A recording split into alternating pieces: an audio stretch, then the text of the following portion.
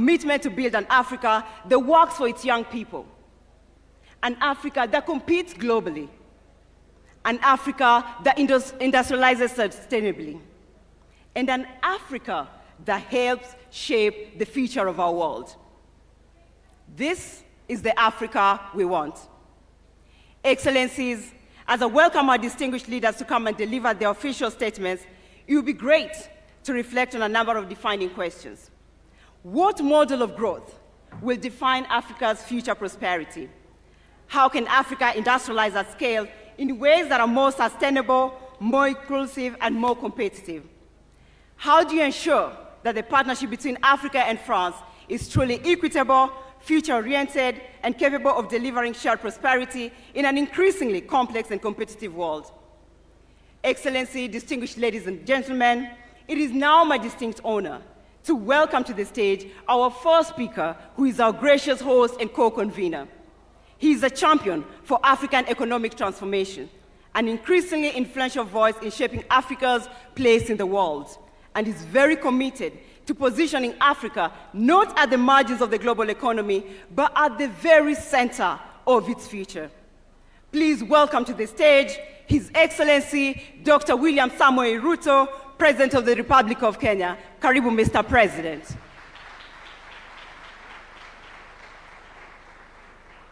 Thank you so much, Mr. President. Thank you.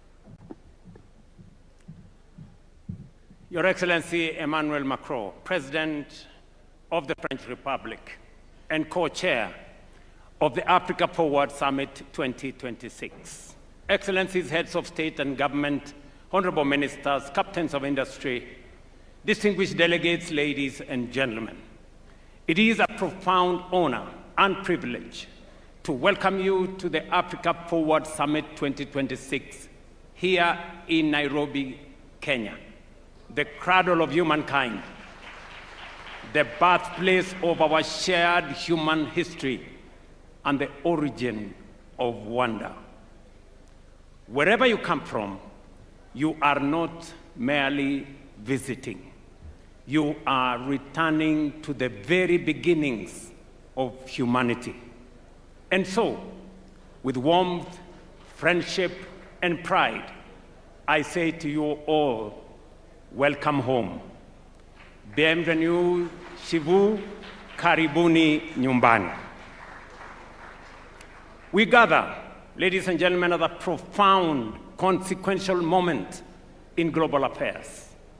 The foundations of international order are being reshaped by deepening geopolitical divisions, persistent conflicts, economic volatility, climate pressures, and widening inequalities. Long-standing assumptions about global stability, cooperation, and prosperity are being tested as never before. At the same time, shifting centers of influence, changing trade alignments, and the reconfiguration of global supply chains are redefining the architecture of the world economy itself. Yet, in moments such as this, fragmentation cannot be the answer, nor isolation the strategy.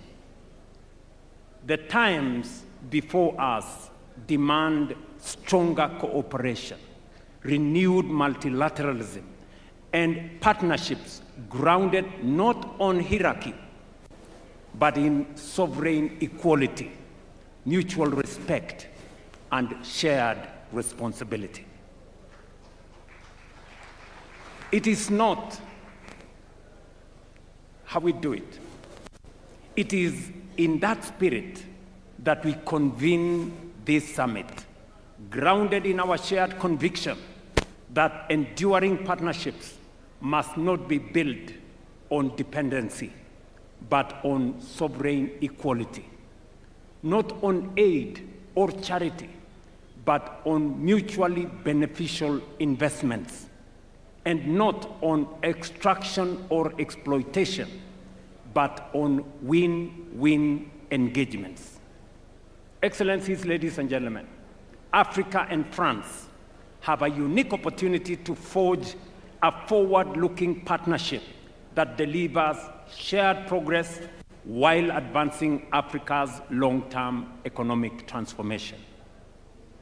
Africa approaches this summit not from the margins of global affairs, but as a strategic actor in its own right, endowed with vast natural resources, expanding markets, and one of the greatest reservoirs of youthful talent and innovation anywhere in the world today. We all know by the year 2050, 1 in every 4 people on Earth will be African. That reality alone will shape the future of labor, will shape the future of markets, urbanization, energy demand, and global economic growth. Over the course of this summit, our deliberations will focus on priorities fundamental to Africa's development trajectory and long-term prosperity. Among them, domestic mobilization of resources for Africa's development at scale, reforms of the international financial architecture, development of transport, logistics, and connectivity infrastructure, energy transition and green industrialization, and of course, youth skills development to foster creativity, innovation, entrepreneurship, and AI-driven transformation. First, we must confront with honesty and urgency the question of how Africa finances its own transformation. The era in which Africa's development was principally framed through aid, dependency, and unsustainable borrowing must give way to a new paradigm grounded in investment, innovation, domestic resource mobilization, and strategic partnerships built on sovereign equality and mutual benefit. Because Africa is not part of the global problem, Africa is in fact the solution to the global challenges that exist today, including those of Africa. Our continent possesses vast natural resources, critical minerals, fertile land, immense renewable energy potential, expanding consumer markets, dynamic entrepreneurs, and the youngest population in the world. What Africa requires today, friends, is not charity, but investments, not extraction, but value creation, not dependency, but mutually beneficial partnerships capable of unlocking shared prosperity. That is the essence of the Africa Forward Summit. It is about recalibrating Africa's place in the global order. It is about redefining engagements with Africa, including with long-standing partners such as France, away from outdated models of aid and asymmetrical dependency towards a framework anchored on investment, enterprise, innovation, industrialization, and mutually beneficial cooperation. And we are very clear about this. The current international financial system remains structurally unequal. African countries continue to face disproportionately high borrowing costs, constrained access to concessional financing, and distorted risk perceptions that are frequently disconnected from economic realities that exist in this continent. The bias embedded within global credit rating systems continue to penalize African economies, increase the cost of capital, and discourage long-term investment into productive sectors. This imbalance is neither sustainable nor just.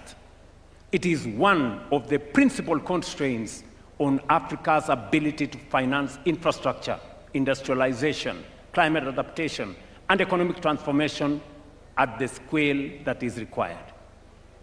That is why Africa has supported the establishment of the African Credit Rating Agency, an important step towards ensuring fairer, evidence-based, and context-sensitive assessment of African economies and investment opportunities. Its purpose is not to replace existing global institutions, but to correct long-standing distortions in risk perception that continue to increase the cost of capital for African countries and continue to discourage long-term investment into productive sectors. At the same time, we must recognize that the World Bank and the International Monetary Fund alone cannot finance Africa's development ambition. We have to be realistic. Even as reform efforts continue, the scale of Africa's transformation requires us to rethink the sources, structures, and instruments of development finance itself. Africa must increasingly finance Africa. Let me repeat that. Africa must increasingly finance Africa. What do I mean? Across our continent, enormous pools of domestic capital remain underutilized. Africa today holds more than $4 trillion in long-term domestic savings, including over $1 trillion in pensions and insurance assets, and more than $500 billion in central bank reserves. I am not talking about Europe, I'm talking about Africa. Yet, paradoxically, while this capital exists within African economies, governments across our continent continue to struggle to finance critical infrastructure, transport corridors, energy systems, industrial parks, logistics networks, and even affordable housing.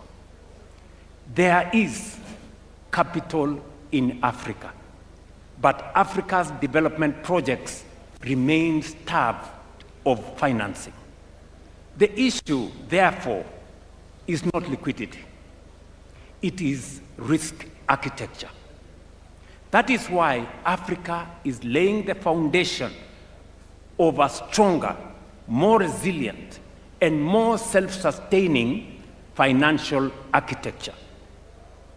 Kenya, therefore, reaffirms its very strong support for the Alliance of African Multilateral Financial Institutions as a strategic platform for coordinating capital mobilization, risk sharing, and project execution across our continent. You remember, colleagues, that we did endorse at the last AU summit the Alliance of African Multilateral Institutions, starting with the World Bank and all the other institutions. Through institutions such as the Africa Development Bank, Africa Export-Import Bank or Afrexim Bank, Africa Finance Corporation, the Trade and Development Bank, Shelter Afrique Development Bank, Africa 50, and Africa Trade and Investment Development Insurance, Africa is steadily strengthening its capacity to finance infrastructure, industrialization, trade, housing, climate resilience, and economic transformation. These institutions are more than financial intermediaries. They are instruments of African agency, strategic sovereignty, and collective self-determination. Friends, we must believe in ourselves. That is why we strongly support the recapitalization of African Trade and Investment Development Insurance as a critical pillar of the new Africa financial architecture for development. And I must thank the President of the Africa Development Bank, who is right here with us, for spearheading this effort together with all the other multilateral institutions. This is because Africa does not need more fragmented institutions. Africa needs coordinated financial firepower capable of financing infrastructure, industrialization, trade corridors, and energy transformation in our continent on our terms. It is in this spirit that the proposed new Africa financial architecture and development framework, NAFAD, as we are calling it, seeks to align African multilateral institutions, sovereign investment platforms, pension systems, development banks, and private capital behind a coordinated continental investment strategy. Its objective is simply and simple but transformative: to retain more African savings within Africa and channel them into productive, bankable, and transformative sectors of our economy. NAFAD is designed to unlock long-term domestic institutional capital by creating credible project pipelines, harmonizing investment frameworks, strengthening regional capital markets, and establishing mechanisms that de-risk strategic public investments.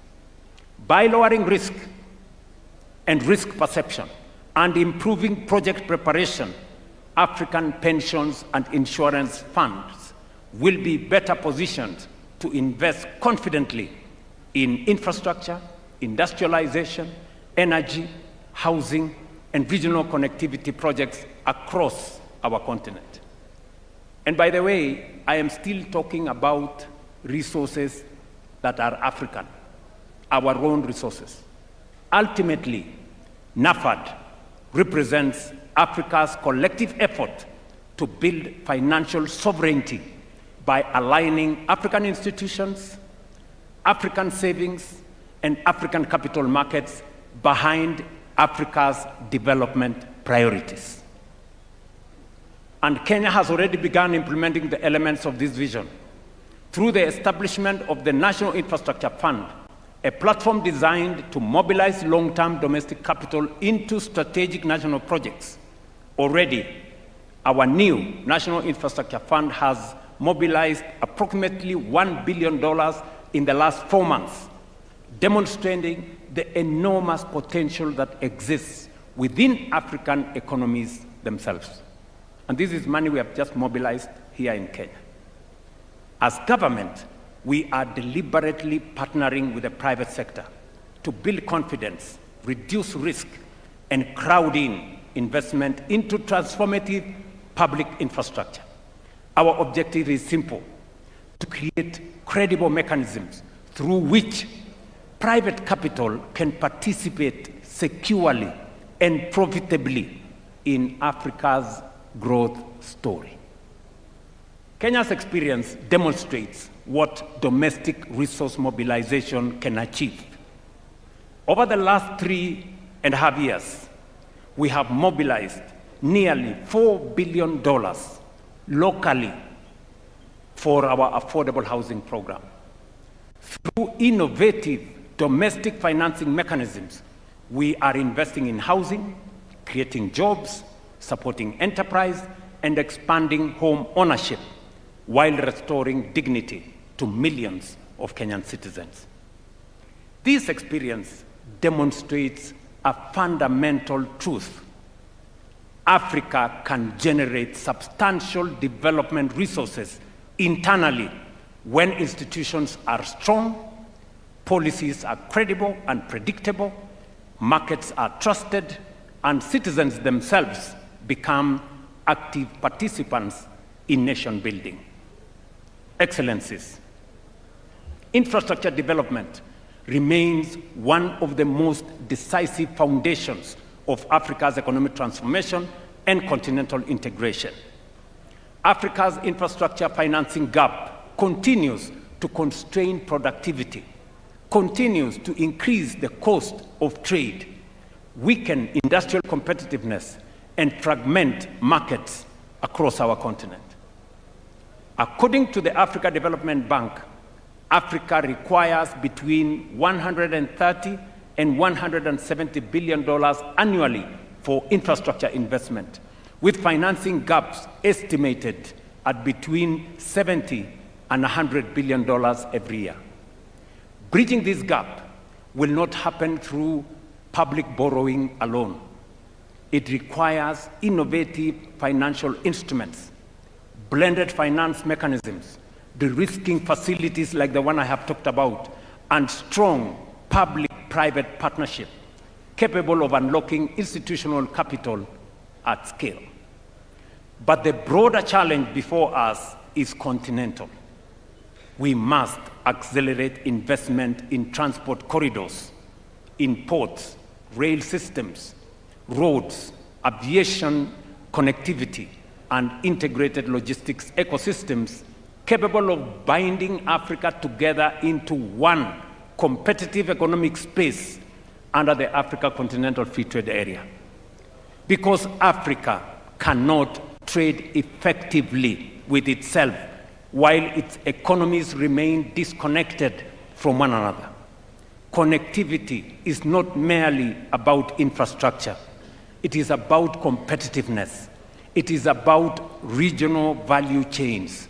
It is about food security, and it's about industrialization. And ultimately, it is about shared prosperity. Equally critical is the question of energy. That is why we must fundamentally restructure and strengthen Africa's financial architecture to mobilize the scale of capital required to finance this transformation on African terms. Excellencies, Africa possesses some of the greatest renewable energy potential anywhere in the world, from geothermal resources in the Rift Valley and on to immense opportunities in solar, wind, hydroelectric power, and green hydrogen across our continent. Africa, therefore, has a historic opportunity, not merely to participate in the global energy transition, but to help lead it. But for Africa, the energy transition must also be a development and an industrialization transition. We must accept a future, and we cannot, let me repeat that, we cannot accept a future in which Africa simply exports raw green minerals, while industrial value addition, advanced manufacturing, and technological innovation take place elsewhere. That model belongs to the past. Africa must become a competitively industrial hub powered by clean energy, modern infrastructure, innovation, and strategic investment partnerships. Green industrialization presents our continent with an opportunity not only to contribute meaningfully to global climate solutions, but also to create jobs, expand manufacturing capacity, strengthen exports, deepen regional value chains, and accelerate structural economic transformation. Excellencies, ladies and gentlemen, perhaps Africa's greatest strategic asset is its people. This demographic and the demographic reality that it presents will profoundly shape the future of labor markets, the future of technology, urbanization, consumption, innovation, and of course, economic growth. Our youth population is not a burden to be managed. It is an extraordinary strategic advantage to be invested in. But demographic potential does not automatically become demographic power. It must be deliberately cultivated by education, skills development, research, digital inclusion, entrepreneurship, and technological innovation. we must equip Africa's young people, not merely to seek jobs, but to create enterprise, build technologies, drive industrial transformation, and lead the next frontier of artificial intelligence and digital innovation. And across our continent, this transformation is already underway. From Nairobi to Lagos, from Kigali to Cape Town, young Africans are redefining finance through fintech, transforming agriculture through technology, expanding digital commerce, building globally competitive startups, and creating solutions capable of shaping industries far beyond our borders. What they require is access. Access to quality education, access to digital infrastructure, access to affordable capital, access to markets, and of course, they will create the opportunities necessary. Ladies and gentlemen, none of these ambitions can be fully realized without peace, stability, and effective multilateral cooperation. Peace, security, and development remain inseparable foundations of sustainable progress. Yet across parts of Africa and beyond, protracted conflicts, violent extremism, unconstitutional changes of government, terrorism, organized crime, and climate-related insecurity continue to undermine stability, weaken institutions, and constrain economic advancement.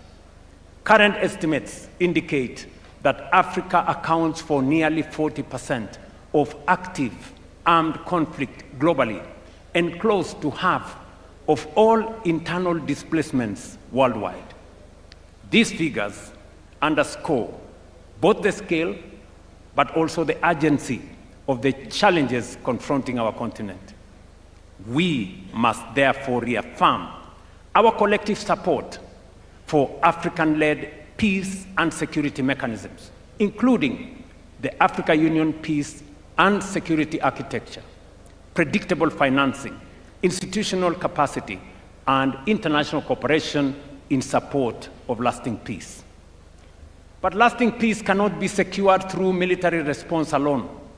Peace requires confronting the structural drivers of instability: poverty, exclusion, unemployment, inequality, weak institutions, climate vulnerability, and the absence of economic opportunity, particularly for young people. That is why strengthening Africa's strategic autonomy in matters of peace and security remains an imperative. And it is why we reiterate with clarity and conviction the urgent necessity of reforming global peace and security governance, particularly the United Nations Security Council.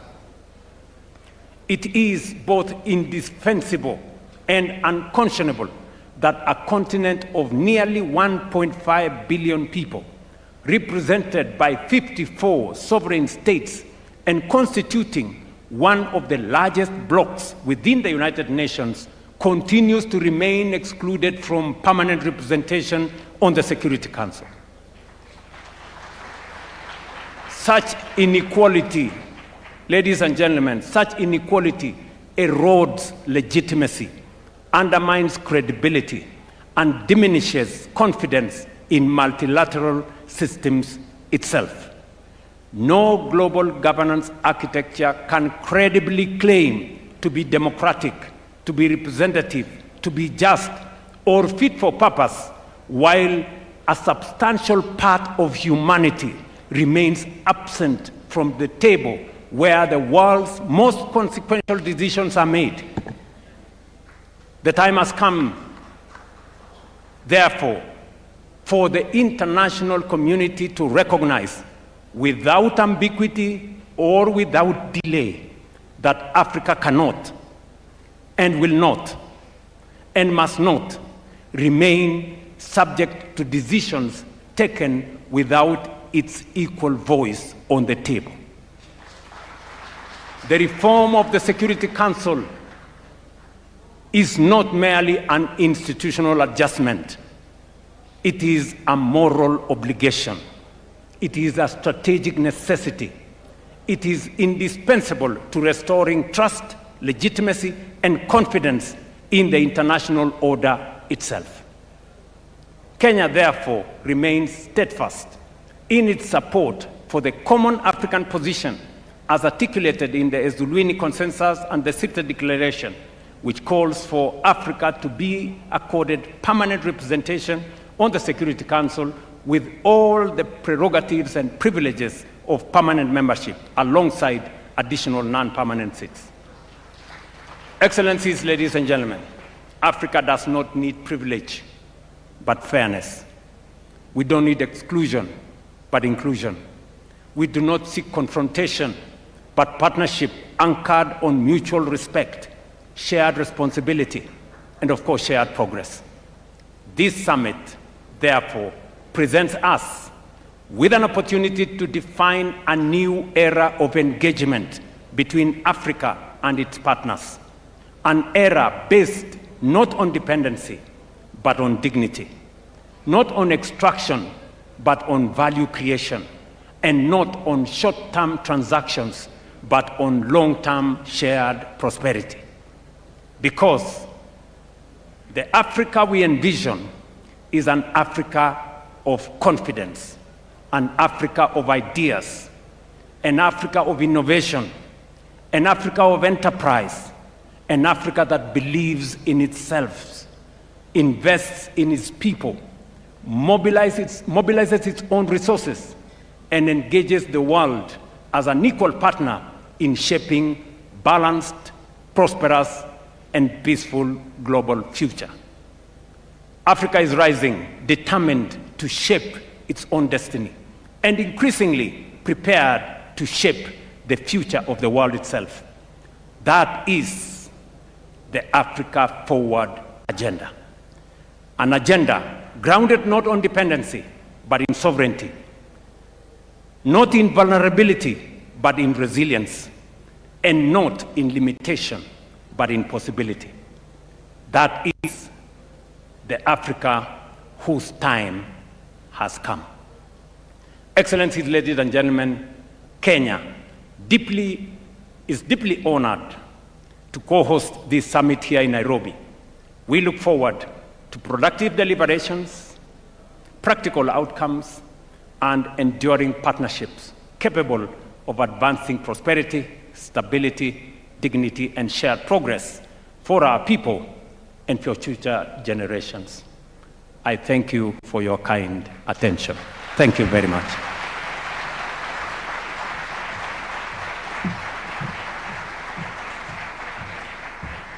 Thank you, Your Excellency, for the warm welcome and for reinforcing Africa's economic position today and the importance of partnerships such as the Africa-France partnership. Asante sana, Your Excellency. And now it's my profound honor to welcome to the stage our next speaker, who is also our co-convener. He's a global leader who has consistently championed international cooperation and a world of rules-based order, has been at the forefront of advancing dialogue on global economic reform and strategic partnerships between Africa and France. Please welcome to the stage His Excellency, Mr. Emmanuel Macron, President of the Republic of France. Bienvenue, Monsieur le Président.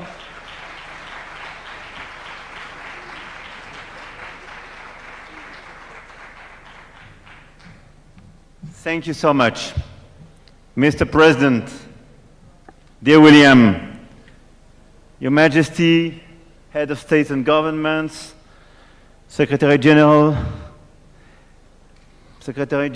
of Permanent Commission of the African Union, Secretary General of Francophonie, ministers, ambassadors, entrepreneurs, ladies and gentlemen, Asante sana, Mr. President. And I will switch in French, if you allow me. Le président a tout dit. Et donc, je vais juste rajouter quelques convictions pour qu'ensuite on puisse passer à nos travaux.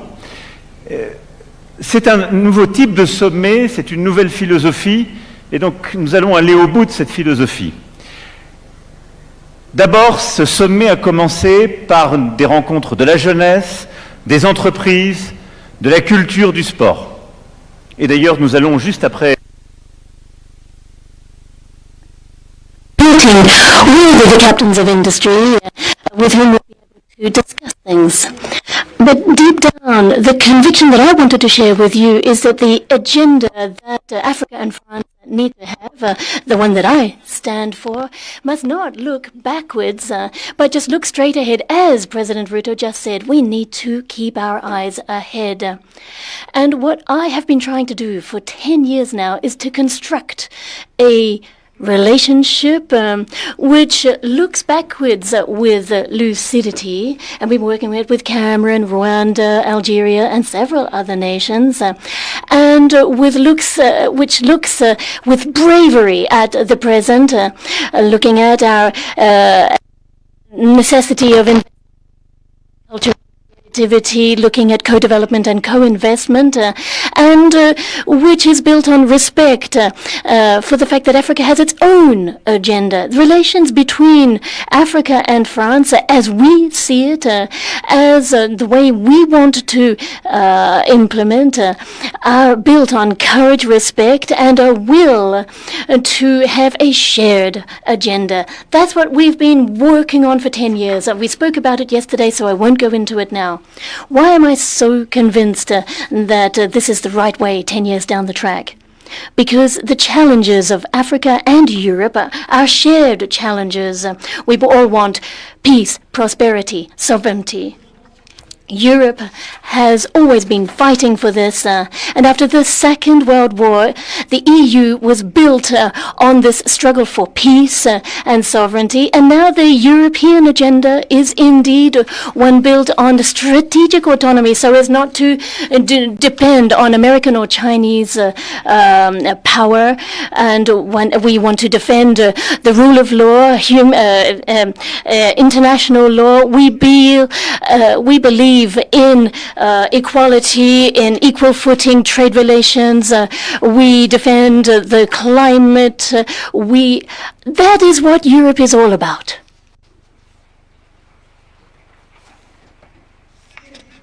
And that is the exact same challenge that Africa has before it. What Africa wants is peace, prosperity, and independence. And deep down, this partnership that is embodied here in this Africa Forward Summit is a bond between Africa and Europe. This is what France is working for: peace, prosperity, and this strategic independence. It's a very powerful thing, and if we can do this, then it will enable us to reconstruct together a multilateral order that has been thrown into upheaval, been jeopardized, affects all of us, and deep down this can be a strong basis for moving forward together. And in terms of peace, I don't want to repeat what President Ruto said. Peace is going to require African unity, and I really firmly believe this. And I'm delighted to see so many of my brothers here, heads of state and government from so many nations who have come to Nairobi. I know that you're all very busy, so I'm very grateful to you for making this, because it really does share this image of a united continent, from Maghreb right down to the Indian Ocean, the south of the continent, Western Africa, Central Africa, and Eastern Africa. Remember, all of these different parts of Africa, given that it is so large, are all part, nonetheless, of one continent with a shared agenda. Which means that if we want to be beside you, it means that we have equal representation, better representation for Africa in international instances such as the UN, the financial institutions, and we want it represented in the Security Council of the UN. As we have also been fighting for for Africa to have a permanent seat at the G20. We've been fighting for this for years, and we've now made it a reality. And we are fighting for an agenda, along with the Secretary General. We've been talking about this for an African UN presence, which will be all the better placed to defend its own peace and security operations, particularly through the UN UN missions, we hope to see all the wherewithal given to Africa to ensure its own sovereign security. The African continent needs better representation, and Africa has the capacity to build on its strengths.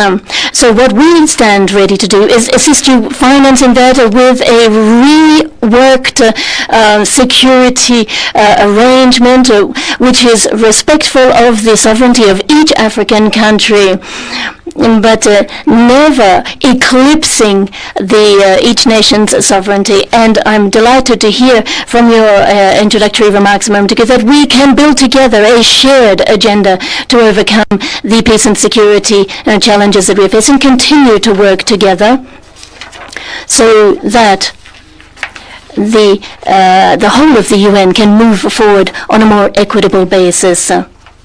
Prosperity next. With President Ruto, I was discussing this. I think that he is absolutely right when he's talking about the prosperity of the continent. It's clear, it's simple.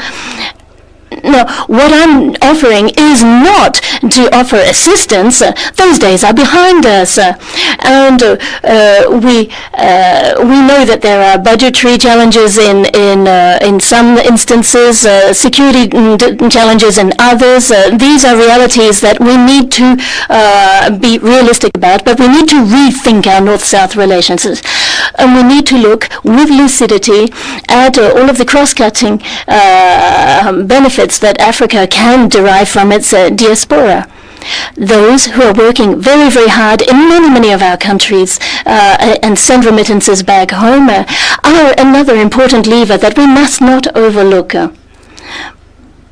But the main notion I want to focus on is co-investment. What is co-investment able to achieve? It means investing in human capital, the young talents in Africa, in a formal economy. One of the major difficulties here is too much of the African economies that are underneath the tip of the iceberg as informal economy. It's about time we brought them into the value chains and to structure your agricultural sector and your industrial sector in such a way that it will be stronger than ever, so that Africa will no longer be seen as a place for rare earths and other resources to be extracted, but rather to be a partner.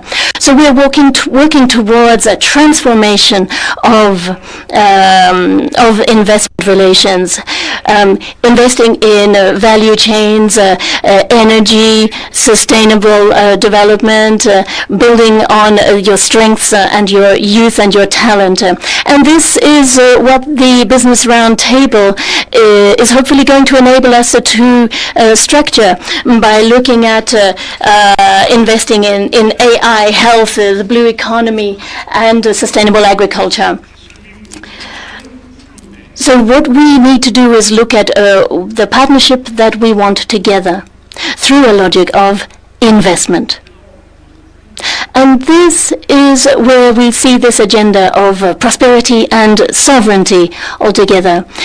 Getting Africa forward on the economic level means greater sovereignty and autonomy. It's important for Europeans as well to have more strategic autonomy in its partnerships. We need to ensure that we do not become dependent on the two major powers who in some ways look like they're going to eclipse everything. And it's not just France and Europe today who are going to mobilize all of the critical minerals or rare earths that we're going to need for the future. It's neither France nor Europe that will be here giving you diktats on the way forward. No. Those days are way behind us. No, the European agenda has every interest in seeing you march strongly towards a sovereignty and autonomy, because they're the same goals that we have. And if you are successful in this hunt for sovereignty, be it with agriculture, with economy, or wherever, then you are also offering more solutions to us. So your success is our success. So when you invest in your populations and have them succeed, that means fewer people fleeing poverty. And so this again is our success and your success hand in hand. So here what I want is for all of us to take a leap together. This is not an agenda which is univocal, which is top-down from Europe to Africa. No way. It is an equal footing partnership built on mutual respect. And we're going to build this together with respect, lucidity, and courage. And that is why, if we're going to be successful in this, we need business leaders, and that's what we announced yesterday. And this is a big first, 23 billion euros of investment in the private sector. These are for industry, for firms in the fully private sector companies in Africa. These 23 billion euros of investment is 14 billion for French firms in Africa, 9 billion in investments for African businesses on our continent. On your continent. And so this, we are hoping, will be the jolt that we need to inject more momentum into the process. All of this is going to, as President Ruto said, be based on quite simple things. A new partnership, a new vision for managing resources, for sustainable agriculture, for having tax and financial policies that are more consistent. It's also going to mean that we can mobilize international funding better, be it the World Bank, be it with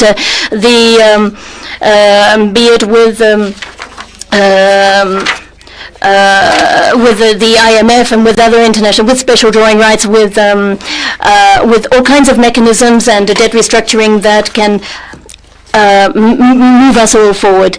So it's a true strategy for guaranteeing peace, and that is why the ITD here in Nairobi is so important. We're going to be able to work with you, with the ATD, so as to move forward, so that ATD can play its full role continent-wide, and in this way prove successful. This strategy is a whole new paradigm shift, and it's going to require a new financial paradigm shift. And this is all part of our shared strategy. Other than that, I would say President Ruto said what I wanted to say, that I think this summit embodies our new partnership, and I think he said it better than I ever could. So I want to endorse what he said. In a moment's time, we will be meeting with business leaders, and we'll be discussing growth. We'll be discussing finance and investments, and then after that, we're going to have the outcome of this Africa Forward Summit with the declarations of those investments. And then together with President Ruto, we're going to bring to the G7 in Evian, on behalf of all of you, the message from this forum. And then throughout the year, at the IMF, World Bank, at the UN, we are going to showcase and push this shared agenda. And that is why this summit, in my opinion, is going to enable us to jointly set forward our upcoming path. So I don't want to take up any more of your time, dear ladies and gentlemen, but I just wanted to extend my thanks to President Ruto for agreeing to host this outstanding summit here in Nairobi. And I'm delighted to be here with you, with my brothers and sisters from all around Africa. And I'm looking forward to working on all of the input that we can pool, your strengths, your energy, so that we have a new African-French partnership. This agenda for peace and prosperity is something that I truly aspire to. And it's something that, with a lot of respect and humility, that I want to put at the service of this continent, the world's youngest continent. And even last year, we had the strongest rate of growth from around the world. So it's not only the continent of the future, it's already a power and a strength in the world today. And I am proud to be standing at your side and to try humbly to build with you this agenda in which we will be investing heavily. We want to work with you. Long live friendship between Africa and France. Thank you.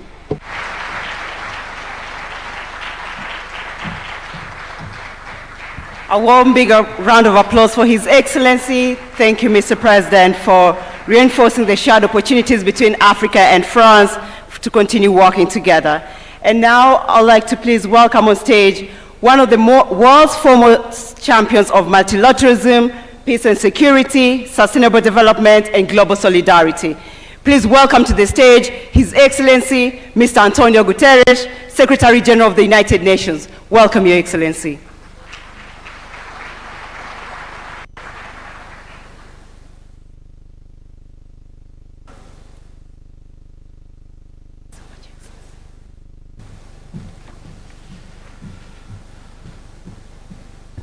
President William Ruto, President Emmanuel Macron, congratulations. Congratulations for convening this Africa Forward Summit, and congratulations for forging this renewed partnership between France and Africa for African development. Your Majesty, Excellencies, ladies and gentlemen, the name of this summit captures the moment and the mission. Africa Forward. Forward through one of the most turbulent global moments in living memory. Africa is not waiting. Africa is moving, and Africa is leading. African continents are driving one of the defining debates of our time on how to reform a global financial architecture designed in 1945 for a world that no longer exists. Africa played a leading role in the approval of the Pact of the Future by the General Assembly of the United Nations. It is African leadership building new tools like the Borrowers' Platform, and so that the countries can speak as one and negotiate from strengths. Challenging the credit rating systems that locks too many of the borrowing tools they need. Africa has had a leadership in securing the Seville commitment to expand the lending power of multilateral development banks, to mobilize private capital at scale, and to deliver relief from the debt burden crushing developing economies. It is African leadership through the African Development Bank that is advancing a bold vision to reform the continental's financial architecture from within, mobilizing African resources for African priorities and prosperity.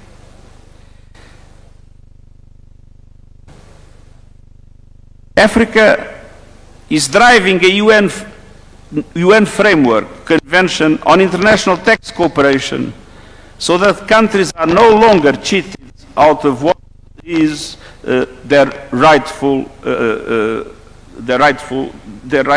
what is rightfully theirs.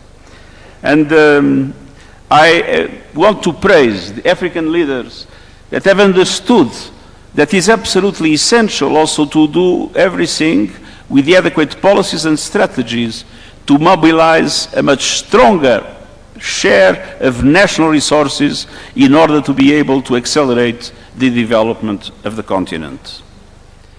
And it is African leadership, alongside the small island states and other developing countries on the front lines, that has placed the climate emergency where it belongs, at the center of the global agenda. This is not a continent waiting for solutions, this is a continent producing them. But let us be honest about what stands in Africa's way. A global system designed without Africa and still largely operating without Africa, perpetuating century-old injustices. A continent of more than 1.5 billion people with no permanent seats on the UN Security Council, as was referred by President William Ruto. Without the voice, the representation, and decision-making power it deserves inside the international financial institutions that shape this economy, it's not Africa that loses, it's the world that loses the fact that the voice of Africa is not conveniently taken into account. Meanwhile, as we all know, official development assistance is collapsing. Aid budgets cut, partnerships unwound, commitments walked back just as the need is greatest. So this is not only a financial crisis, this is a crisis of solidarity. Take climate change. Africa did not cause it, yet the continent is warming faster than the global average, bearing the harshest consequences in displaced communities, lost harvests, and economic shocks. Today's global energy turmoil, volatile fossil fuel markets, fragmented trade, is deepening fiscal stress, inflation, and stunted development across the continent. Africa must be at the center of climate justice. The continent holds 60% of the world's best solar potential and receives 2% of global clean energy investments. With the right finance, Africa could generate 10 times more electricity that it needs by 2040 entirely from renewables. Yet, 600 million Africans still live without electricity. And 1 billion still rely on unclean cooking, a crisis that takes 800,000 lives a year, mostly women and children, mostly out of sight. And on average, the continent faces borrowing costs twice as high as OECD countries as an average, draining resources that should be building the future. That is not a market verdict on Africa. It is a verdict on the injustices of the system. The continent also holds extraordinary reserves of the critical minerals the green transition depends on. For too long, the pattern has been the same. Africa's resources have been extracted, the value captured elsewhere, the environmental damage left behind. The United Nations panel on critical energy transitions minerals points the way. Fair value chains, in-country processing and manufacturing, transparency, environmental and human rights standards, and meaningful benefits for affected communities. No more exploitation, no more plundering. The people of Africa must benefit first and most from the resources of Africa. And going back to climate change, adaptation must no longer be an afterthought. The adaptation finance gap must be closed. Africa is paying an enormous price in relation to the devastation caused by climate change, and Africa has been denied the resources and the capacities able to protect their populations and their infrastructure in these circumstances. Climate finance with justice is a must in today's world. Excellence. Excellencies, this summit is about a new partnership which has been reinvented. Partnership on an equal footing, based on complementarity and mutual benefits. This means that we must co-invest in industries that have been created by Africans.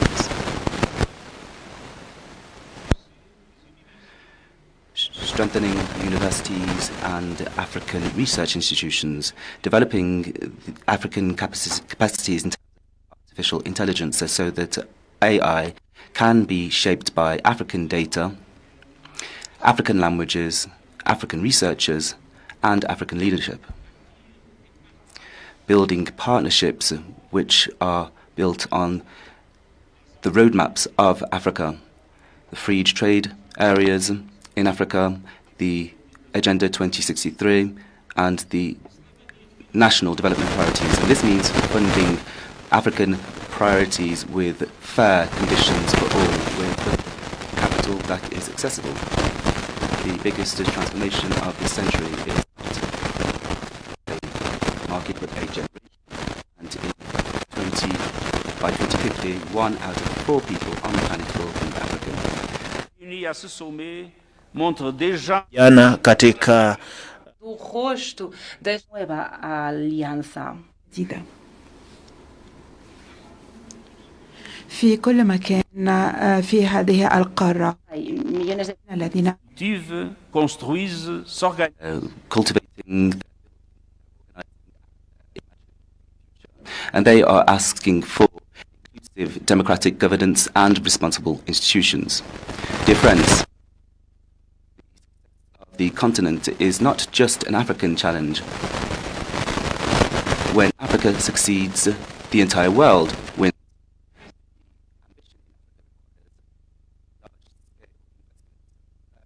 National systems and partnerships built on mutual respect. Together, let us move forward with Africa, with trust, solidarity, and the hope of a shared future. Thank you very much.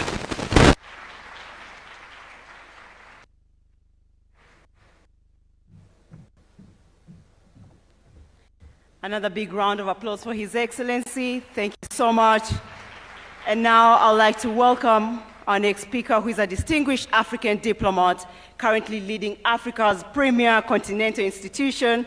He's a steadfast champion of continental integration and multilateral cooperation. Please welcome the African Union Commission.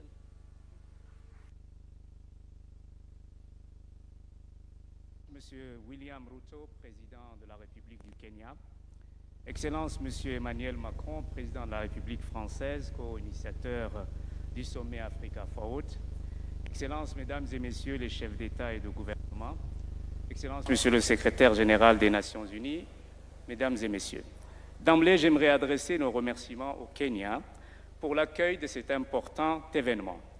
À travers cette rencontre, le Kenya et la France souhaitent impulser à l'Afrique une dynamique de progrès. En effet, l'Afrique doit se positionner pour peser sur les décisions globales. La géopolitique internationale est perturbée. L'économie mondiale vacille. Le multilatéralisme et la sécurité collective sont remises en question. Dans ce contexte incertain, notre continent se doit d'être aux avant-postes de l'alternance. Il est indéniable que l'Afrique possède des atouts majeurs: démographie et jeunesse, terres et ressources minières, énergie renouvelable et hydrocarbures. En effet, transformer le continent résidentiel the transformation of these assets into advantages, diversifying our economy. This is part of the recipe for success. Excellencies, ladies and gentlemen, it is possible to welcome technology at a lower cost to train young people and our women. Energy will be the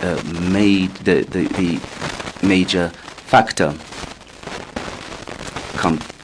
The competitiveness of our economy will require affordable capital.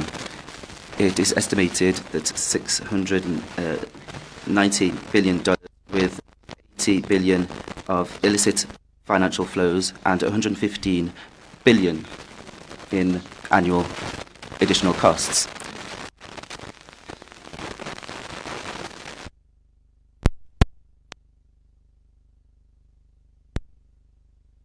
Parfaitement ces défis. Les solutions viendront de la cohérence de nos politiques, de l'engagement sans réserve de nos États membres et de la stabilité à travers le continent.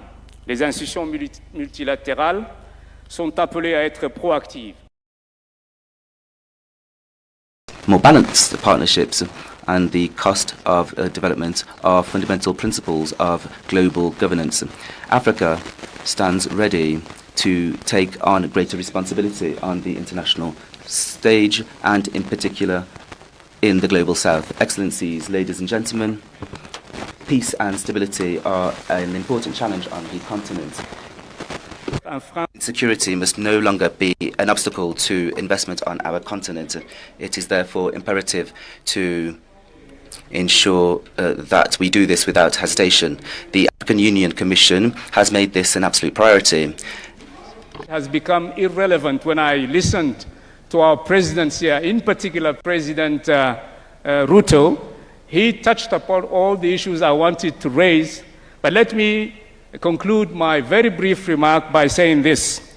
The future is for the African continent. The African continent will be the powerhouse of global growth. So let us work together, let us put our energies together and move forward. And I thank you.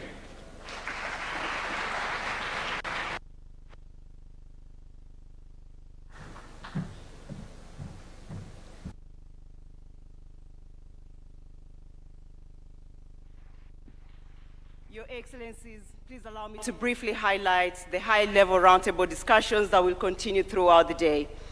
Immediately following the opening session, we'll proceed to the high-level plenary on energy transition and green industrialization in the adjacent room, Savo B. It's just right next. This will be followed by a high-level working lunch session on the reform of the international financial architecture, Savo C. Following the lunch working session will be a plenary on peace and security. Thereafter, we will then transition into parallel roundtable discussions on artificial intelligence and digital technologies, blue economy, health, and agriculture. In parallel, there will also be a special session on Congo Basin Climate Commission ahead of the closing ceremony. To ensure the smooth flow of the summit proceedings, members of the organizing team will be available throughout the venue to provide guidance. Excellencies, distinguished ladies and gentlemen, please give a big round of applause to our open plenary speakers. Thank you. Thank you. Thank you very much. God bless Kenya. God bless Africa. God bless France. Asanteni sana. Allow me to hand over to Mr. Mike Gitonga.